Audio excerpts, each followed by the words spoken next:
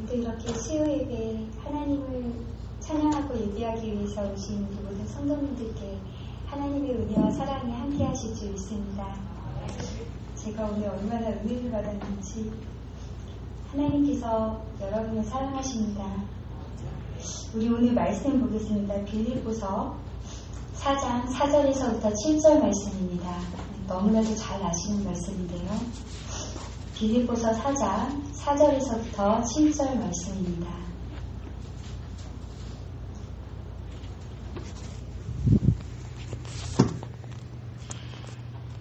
말씀이 길지 않으므로 우리 함께 공독하겠습니다.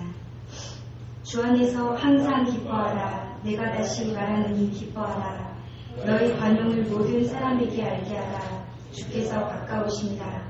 아무것도 염려하지 말고 모진 일에 기도와 간구로 너희 구할 것을 감사함으로 하나님께 아뢰라. 그리하면 모든 지각에 뛰어난 하나님의 평강이 그리스도 예수 안에서 너희 마음과 생각을 지키시리라. 아멘. 기도드리시겠습니다. 하나님 아버지, 하나님의 그 사랑이 얼마나 크신지요. 저희들 한 사람 한 사람 주님 앞에 나아갈 때 우리의 의로 어떻게 하나님 앞에 나아갈 수 있겠습니까? 이 시간에도 하나님 예수 그리스도의 보혈로 저희를 덮어주시고 예수 그리스도의 그 사랑을 힘입어 주님 보좌 앞에 나아오니 하나님 저희들에게 오늘도 예비하신 은혜를 부어주시고 저희를 가르쳐주시고 저희의 삶을 변화시켜주시고 하나님 저희의 마음을 만져주시옵소서. 저는 너무 부족해서 이 자리에 설 수 없는 사람이 섰습니다. 하나님께서 성령님께서 이 시간에 주관자가 되어주시고 꼭 필요한 말씀으로 주님께서 이 시간에 채워주시옵소서. 감사드리며 예수님의 이름으로 기도드립니다. 아멘. 여러분들 모두가 어린 시절에 읽었던 아주 감명 깊게 읽었던 책이 몇 권은 있으실 것입니다.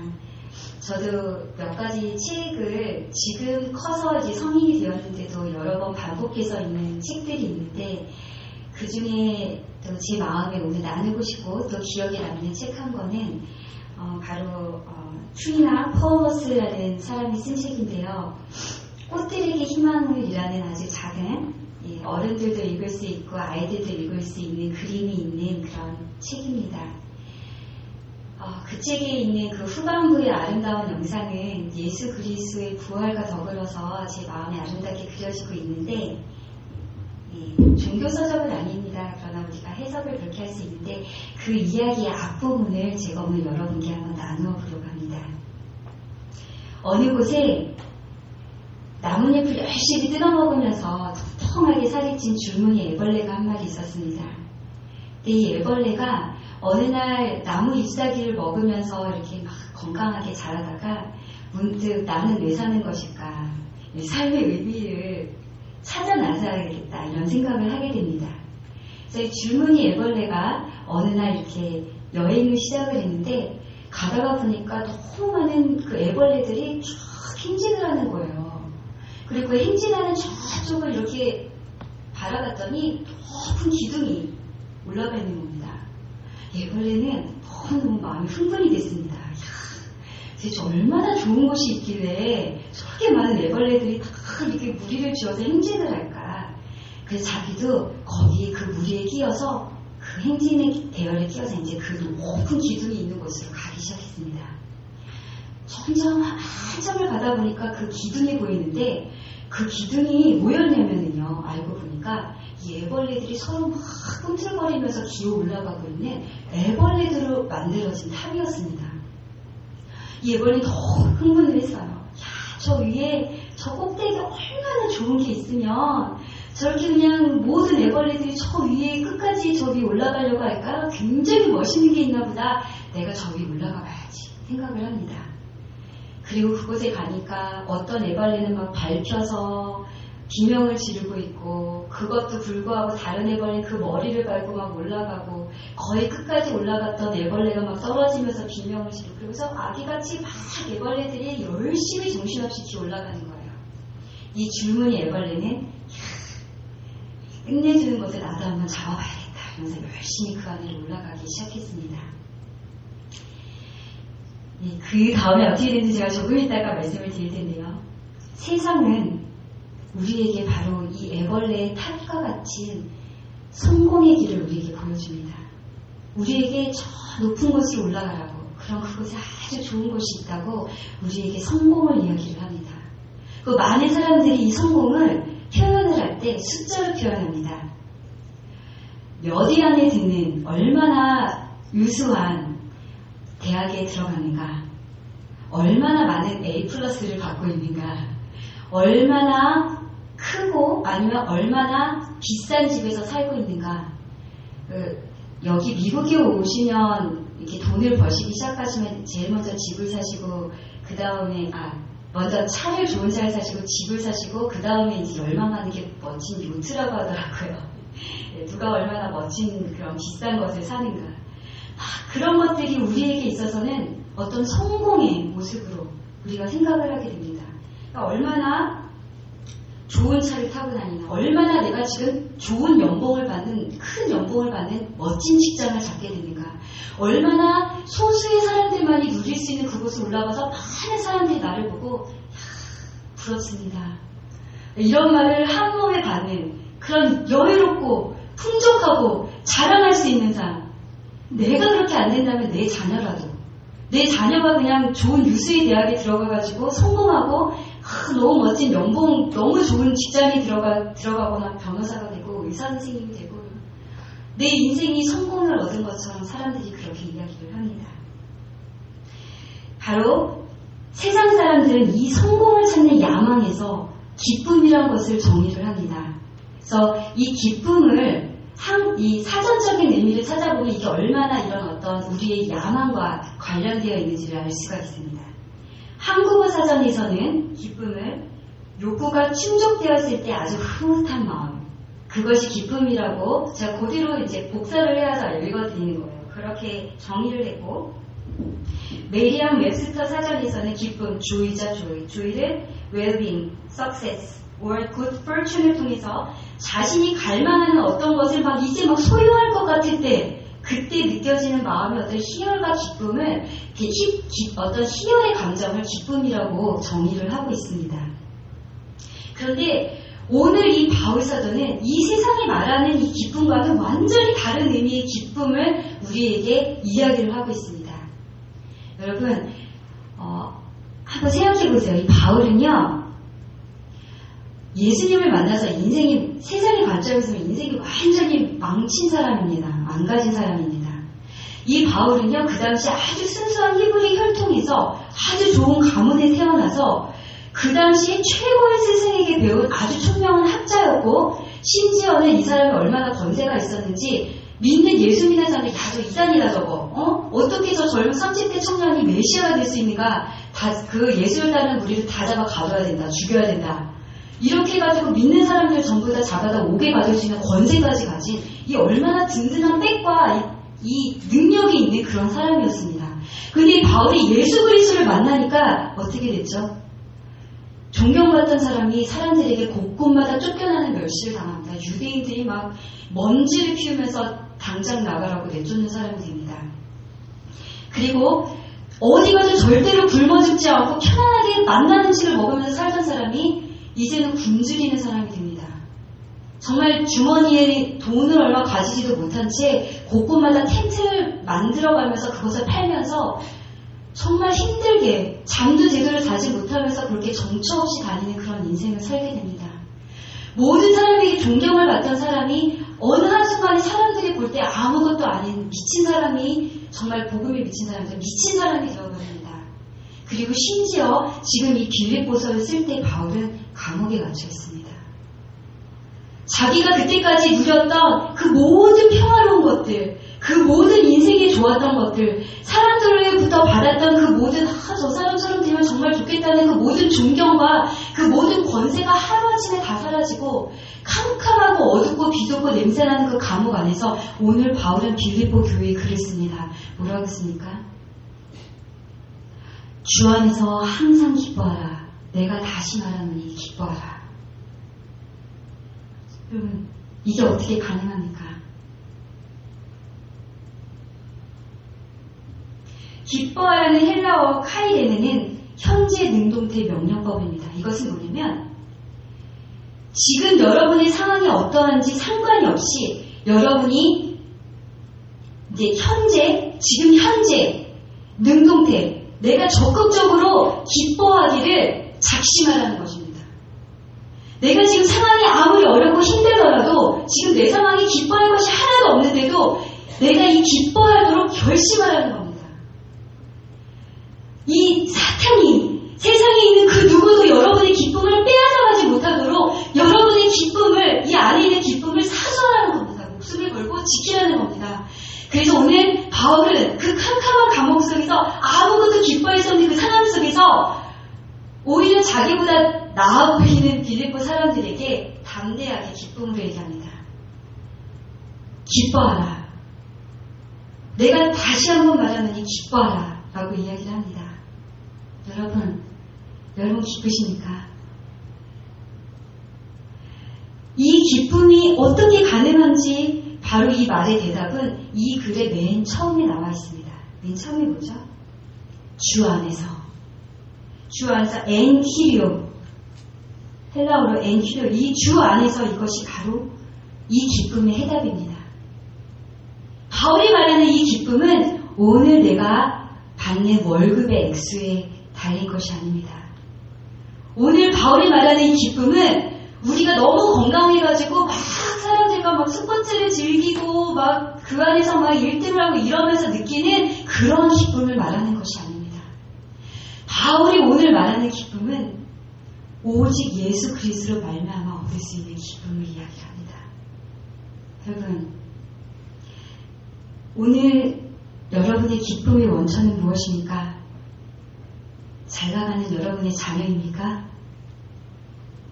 여러분의 평안한 삶입니까? 여러분이 오늘 너무나도 먹고 맛있는 음식입니까? 아니면 여러분을 너무나도 사랑하시는 예수 그리스도가 여러분의 기쁨이 되십니까? 여러분, 예수님이 정말 여러분 안에 계십니까? 아니면 지금도 예수님께서 여러분의 마음 문 밖에서 애타게 여러분의 마음을 두들기면서 내가 너로 들어가서 내가 너로 함께 먹고 마시게 해달라고 여러분의 문 밖에서 두들기고 계십니까? 여러분, 지금 여러분의 안에, 보좌 안에는 누가 앉아 있습니까? 예수 그리스도께서 정말 앉아 계십니까? 아니면 여러분이 앉아 계십니까? 지금 여러분의 삶을 지배하는 것은 내 삶이 너무나도 힘들어서 아파서 외치는 여러분의 어떤 정말 힘든 슬픔의 그런 소리입니까? 아니면 내 상황은 폭풍우가 치더라도 예수님께서 나와 함께 하시니까 내가 승리할 수 있다는 기쁨의 선포입니까? 여러분 안에 정말 기쁨의 원천이신 예수 그리스도가 계십니까? 예수 그리스도께서 계실 때 그 기쁨을 사수하는 여러분이 될 때 여러분의 삶이 승리를 선포하실 수 있게 되실 것입니다. 오늘 성경 말씀이 이렇게 이야기합니다. 환난이나 공고나 핍박이나 기근이나 적신이나 위험이나 칼이나 천사들이나 권세자들이나 현재일이나 장래일이나 능력이나 높음이나 깊음이나 다른 아무 피조물이라도 끊을 수 없는 예수 그리스도의 사랑, 그 사랑으로 하나님이 여러분께 말씀하고 계십니다. 사랑하는 내 아들아, 내 딸아. 그래서 우리는 우리의 상황이 우리의 논밭에 아무것도 식물이 없을지라도 우리에게 무화과 열매가 없으며 포도나무에 수산이 없을지라도 우리의 양이 없고 송아지가 없을지라도 오직 여호와를 인하여 기뻐하실 수 있는 그 기쁨이 여러분 안에 충만하시기를 간구합니다. C.S. 루이스는 천국과 지옥의 대화에서 천국으로 몰려드는 사람들 앞에 천국의 문지기가 다 천국문을 딱 막아서서 그 사람들에게 던지는 질문이 있다고 쓰고 있습니다. 그 질문은 무엇일까요? 네, 우리 남편이신 이 남편이 이나 교수님께 이름을 인용을 하겠습니다. 이나나, 네가 이 세상에서 살 때 예수 그리스도를 만남으로 인한 충만한 기쁨으로 살아왔느냐? 그 기쁨을 지금 여기 가지고 왔으면 보여주시오. 그것이 여러분 앞에 나중에 천국문 앞에서 문지기가 물어볼 것이라는 것입니다. 여러분, 우리 안에 아직도 다른 무엇이 없어도 예수 그리스도를 생각하며 늘려오는 기쁨이 있습니까? 여러분, 지금도 첫사랑처럼 예수님의 십자가만 생각하며 흘러나는 눈물이 있습니까? 감사가 있습니까? 여러분, 그것이 있다면 우리는 복 있는 사람들입니다. 이렇게 우리 안에 세상이 이해할 수도 없고 세상이 알 수 없는 기쁨이 있을 때 놀라운 일을 하나 더 이루게 됩니다. 바로 그 다음에 나오는 우리 주변의 사람에게 관용하게 되는, 관용하라는 바울의 이야기입니다. 칼빈에 의하면 관용으로 번역된 헬라어 에케이케스는 우리가 손해를 당하더라도, 우리가 어려움을 당하고 역경을 당하더라도 쉽게 흔들리지 않는, 그리고 평정을 유지하는 영적인 인내를 얘기합니다. 그리고 우리 주변에 있는 사람에게 온화하게 대하고 사랑으로 대하는 것을 이야기합니다. 제가 이런 비슷한 이야기가 나오면 나누는 이야기가 있습니다. 다 저를 봐주세요. 어떤 한 사람이 사업에 망했습니다. 이 사람은 먹고 살 길이 없어서 연탄 장수를 시작했다고 합니다. 근데 이 남편에게는 아내가 있었는데요. 이 아내에게는 남편에게도 누구에게도 말하지 못하는 비밀이 하나 있었습니다. 뭐냐면 이 아가씨일 때부터 이 여자분은 눈썹이 별로 없었답니다. 그래서 이렇게 자기가 이 모나리자 같이 없는 이 눈썹을 감추느라고 열심히 눈썹을 그리면서 산 거예요. 그래서 남편이 그것을 알까봐 남편이 잠들기 전에는 절대 먼저 잠들지 않고 남편이 일어나기 전에 먼저 일어나서 세수를 하고 눈썹을 성스럽게 그리는 것이 이 아내의 일과였답니다. 그런데 이렇게 사업이 망해서 연탄 장수를 시작한 이 사람이 어느 한겨울에 연탄 수레를 몰고 언덕배기로 올라가는 길이었습니다. 연탄이 너무 무거우니까 남편은 앞에서 끌고 아내는 뒤에서 이렇게 밀고 하는데 막 세찬 겨울바람이 몰아부는데 막 연탄가루가 날리면서 그게 막 온 얼굴을 막 덮고 시커멓게 된 모습으로 막 땀은 막 흘러내리고 그런 모습을 힘겹게 언덕을 올라가고 있었습니다. 그리고 그 언덕에 다 올라갔을 때 이 남편이 아내의 얼굴을 보니까 얼굴이 시커멓게 된 거예요. 너무 안쓰러워서 남편이 손수건을, 아내가 말릴 겨를도 없이 손수건을 탁 꺼내더니 아내의 얼굴을 닦아주기 시작했습니다. 아내 너무 놀랐어요. 어떡하지? 남편이 내 눈썹의 비밀을 알면 안 되는데 이걸 어떡하지? 그런데 얼마가 지났을 때 이 아내는 깜짝 놀랐습니다. 남편이 눈썹 부분을 남기고 정성스럽게 그 부분을 남기고 다른 얼굴 부분을 닦아주고 있는 거예요. 남편이 아내가 눈썹이 별로 없는 것을 알았을까요? 몰랐을까요? 아내의 그 자존심을 아내가 여태까지 힘쓰고 애써 지켜온 그것을 무너뜨려주지 않으려고 남편이 손수건으로 정성스럽게 그 눈썹을 남기고 얼굴을 닦아줄 때 그 아내는 눈물을 흘렸다고 합니다. 여러분, 우리의 손수건이 다른 사람의 허물까지 팍팍 닦아주는, 그래서 다 드러내주는 손수건입니까? 아니면 사랑으로 작은 허물을 덮어주면서 그리고 사랑으로 닦아주는 그런 손수건입니까?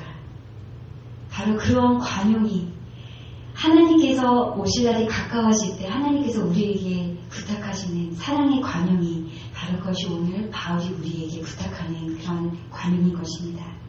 자, 이제 우리 안에 세상이 이해할 수 없는 예수님으로 인한 기쁨이 있습니다.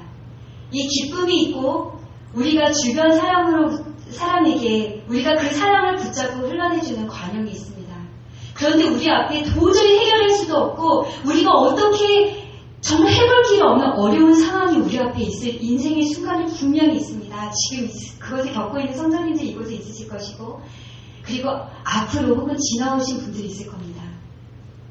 그때 우리는 무엇을 해야 될까요? 우리 안에, 우리의 주변에, 그곳에 없는 하늘을 바라볼 때입니다. 오늘 바울은 이야기합니다.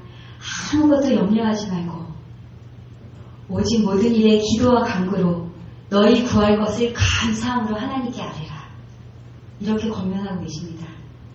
여러분, 아무것도 염려하지 말고라는 메덴 메림나테는 염려를 중단하라는 뜻입니다. 여러분, 지금 여러분 앞에 힘들고 어려운 일이 있습니까? 여러분 마음을 근심하게 하는 것이 있습니까? 여러분이 정말 어떻게 할 수 없이 넘어지게 하는 그러한 힘든 상황이 있습니까? 여러분, 오늘 바울이 여러분에게 하나님의 이름으로 권면합니다. 여러분의 모든 염려를 중단하십시오. 그리고 무릎을 꿇으십시오. 무릎을 꿇고 하나님을 바라보십시오. 그 하나님이 여러분의 상황보다 크십니다. 그 하나님이 여러분이 염려하고 계시는 그 상황보다 더 크신 능력의 여러분의 아버지가 되십니다. 여러분, 이스라엘의 모든 백성이 두려워 떱니다. 너무너무 무섭습니다. 도망가고 싶습니다. 이스라엘에 있는 모든 민족이 자기의 모습을 숨긴 바위 틈을 찾아 숨어 들어갔습니다. 다리가 후들후들거리고 그 앞에 나설 용기가 없었습니다. 모든 이스라엘 민족이 용맹한 장수 거인 골리앗을 바라보며 벌벌 떨고 있을 때 골리앗보다 더 큰 하나님을 바라볼 수 있었던 믿음의 눈을 가졌던 다윗은 돌멩이 5개를 주워들고 그 골리앗 앞에 달려나갑니다. 승리를 선포합니다. 만군의 주 여호와 앞에 네가 무너지리라. 여러분, 그 믿음의 선포가, 그 감사함으로 하나님 감사합니다. 하나님이 지금 나의 어려운 이 상황보다, 나의 어쩔 수 없는 이 환경보다 크심을 믿습니다. 해결해 주실 줄 믿습니다. 하나님 감사합니다라고 아무것도 염려하지 말고 기도와 간구로 감사함으로 하나님 앞에 엎드릴 때 여러분, 그 다윗의 승리가, 그 어린 다윗의 승리가 우리의 승리가 될 줄 믿습니다. 여러분, 마음에 어려움이 있으십니까? 외부에서 주는 고통이 있습니까? 여러분의 병으로 가끔 몸이 아프십니까? 때론 마음이 아프십니까? 감사함으로 기도하십시오. 하나님이 여러분을 사랑하십니다.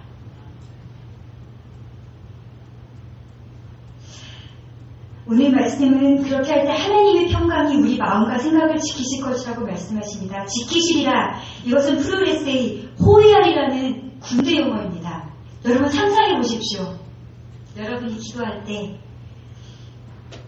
정말 용맹한 그런 군사들이 방패를 가지고 칼을 가지고 여러분을 피신 둘러싸서 호위하고 있는 그 가운데 있는 것처럼 하나님의 평강이 여러분을 보호하십니다. 제 얘기가 아니라 오늘 성경 말씀이 하나님이 약속하시는 약속입니다. 여러분, 믿음이 있다면 염려는 기도가 됩니다. 기도가 있으면 기도는 감사를 바뀌는 것을 경험하실 수 있을 것입니다. 감사가 있다면 하나님의 평강이 상황과 상관없이 여러분의 마음을 지키시는 것을 여러분이 경험하실 것입니다. 하나님의 평강이 지키시면 하나님의 기쁨과 승리가 여러분의 삶을 지배하실 것을 선포하실 수 있습니다. 여러분, 우리 앞에 2가지 서로 다른 기쁨의 선택이 있습니다. 한 어리석은 부자가 배를 두들기면서 얘기합니다. 야, 내 영혼아, 여러 해 동안 내가 충분히 먹고 자고 쓸 것을 모든 것을 내가 다 쌓아놓았으니까 오늘 밤 편안히 자고 즐거워하자. 이런 기쁨이 있습니다. 또 다른 기쁨이 있습니다. 무명한 자 같으나 유명한 자요. 죽은 자 같으나 보라 우리가 살고, 징계를 받는 자 같으나 죽임을 당하지 아니하고, 근심하는 자 같으나 항상 기뻐하고, 가난한 자 같으나 많은 사람을 부유하게 하고, 아무것도 없는 자 같으나 모든 것을 가진 자다. 여러분, 어떤 기쁨을 선택하시렵니까? 아까 그 애벌레 이야기를 돌아가죠. 이 애벌레가 힘차게 줄면 애벌레가 기운이 좋았나 봐요. 힘차게 올라갑니다. 막 어떤 애벌레는 막 발로 탁 차내고 막 열심히 해서 올라갑니다. 거의 꼭대기까지 다다랐습니다. 그때 이 줄무늬 애벌레에 이제 머리 위에 2마리밖에 안 남았어요. 이 애벌레가 저 위에 뭐가 있을까? 어떤 기쁨차게 기다리게 돼서 이제 바로 내 눈앞에 있구나. 근데 그때 이 줄무늬 애벌레의 귀에 저 위에 있는 두 마리 애벌레의 대화가 들립니다. 야! 여기 아무것도 없구나. 야, 이 바보야. 쉿, 조용해. 우리는 지금 저 밑에 있는 애들이 그렇게 올라가고 싶어하는 거기 있는 거야. 여러분, 이 질문이 애벌레는 등골을 못 삭혔을 것 같습니다. 여러분, 세상은 우리에게 얘기합니다. 저 높은 곳에 올라가라고, 성공하라고, 그곳에 엄청나게 멋진 것이 있다고, 그것이 여러분의 모든 인생을 걸만한 가치가 있다고 우리에게 막 속삭입니다. 너희들이 그 성공에 이르면 기쁠 거야, 행복할 거야. 그러나 여러분, 오늘 줄무늬 애벌레에 듣는 그 말, 그것은 아무것도 없습니다. 이 세상 마지막 날에 하나님의 심판대 앞에서 불타오르는 불을 통과할 것은 이 세상이 얘기하는 돈이나 명이나 그런 세상에서 얘기하는 성공과 그런 기쁨이 아닙니다. 하나님께서 말씀하시는, 하나님께서 인정하시는 기쁨은 다른 것입니다. 여러분, 오늘 거룩한 하나님의 교회를 향한 하나님의 기대, 거룩한 교회 되신 여러분이 선택하길 바라시는, 하나님이 여러분을 통하여 여러분을 향하여 선택하길 바라시는 그 기쁨의 선택은, 그것은 바로 세상 사람들 보기는 미친 짓 같은, 세상 사람들이 바울을 보면서 아유, 저 잘 나가는 사람이 어쩌다 저렇게 됐을꼬, 안타까운 일이야 라고 혀를 끌끌 찰지 모르지만, 예수 그리스도의 그 십자가를 지고 이 세상에서는 무명한 자 같으나 하늘나라에서는 유명한 자요, 이 세상에서는 가난한 자 같으나 여러분을 통하여 많은 사람이 부유하게 되고 아무것도 없는 자 같지만 모든 것을 소유한, 여러분이 성공하지 말라는 것이 아닙니다. 돈을 버십시오. 성공 세상에서 말하는 대로 성공도 하십시오. 그러나 그것을 향한 목적이 내 기쁨이 아니라 하나님을 향한 기쁨이 될 때, 그리고 내게 돈이 있든지 없든지 그것이 아무 상관이 없이 내 삶에 하나님만이 기쁨이 되실 때, 그것이 여러분의 삶의 성공이라는 겁니다. 여러분, 어떠한 상황 속에서도 잘 나갈 때는 모두 믿음이 좋아 보입니다. 고난이 올 때 참 믿음이 보입니다. 폭풍 속에서 두려워 떨며 우왕좌왕하는 것이 아니라, 저 타이타닉에서 그 장면이 너무 멋있더라고요. 마지막 연주자들이 사람들을 위로하는 연주를 하다가 마지막에 찬송가를 연주하지 않습니까? 그 자리를 지키고, 그것이 죽음 이후에 약속된 삶을 알지 못하는 사람이 어떻게 그런 일을 할 수 있습니까? 폭풍 속에서, 캄캄함 속에서 찬송할 수 있는 사람, 그것이 하나님께서 우리가 선택하길 바라시는 놀라운, 세상이 이해할 수도 없고 세상이 알 수도 없는 오직 하나님 안에서 우리가 누릴 수 있는 기쁨인 것입니다. 여러분, 이러한 천국의 역설이 우리 안에 있을 때 사단이 두려워 떨고 지옥의 권세가 두려워 떠는 놀라운 능력 있는 코로나 장구 갈보리 장로교회가 되실 줄 믿습니다. 저와 여러분 한 사람 한 사람이 되실 줄 믿습니다. 여러분, 우리 앞에 기쁨의 두 갈래 길이 있습니다. 여러분, 어떤 기쁨을 선택하시겠습니까? 오늘 현명한 하나님이 기뻐하시는 기쁨을 선택할 수 있는 우리의 삶이 되기를, 그래서 우리 어떤 어려운 환경 속에서도 승리할 수 있는 우리가 될 수 있기를, 모든 여러분, 우리 저를 포함해서 여러분들 한 분 한 분의 마지막 날에 간증이 흘러나는 우리 삶이 될 수 있기를 주님의 이름으로 소망합니다. 이 시간에 기도드리시겠습니다.